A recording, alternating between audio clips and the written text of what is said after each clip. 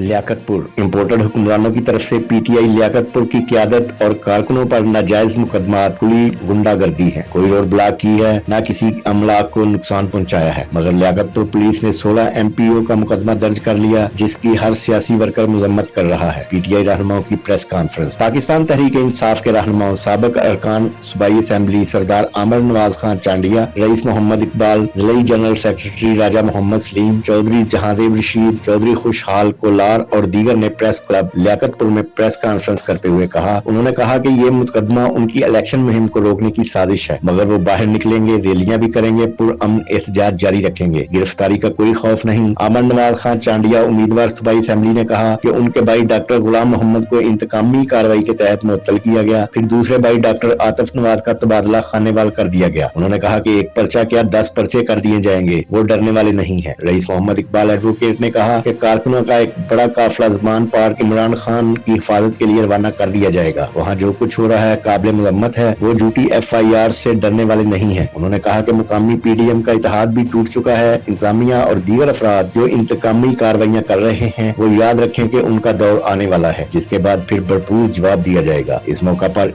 इकराम खान जहांगीरी, अकील खान, अकराम बारी, अब्बास रसूल गुज्जर, अरशद खान चांडिया, डॉक्टर गुलाम मोहम्मद, अफजल कसोरा एडवोकेट, अबरार मुर्तजा, मुजाहिद खान, मोहम्मद हमजा, वसीम खान, चौधरी इफ्तिखार अहमद एडवोकेट, राना खलील अहमद, मलक जावेद इकबाल और दीगर कारकुनान भी मौजूद थे।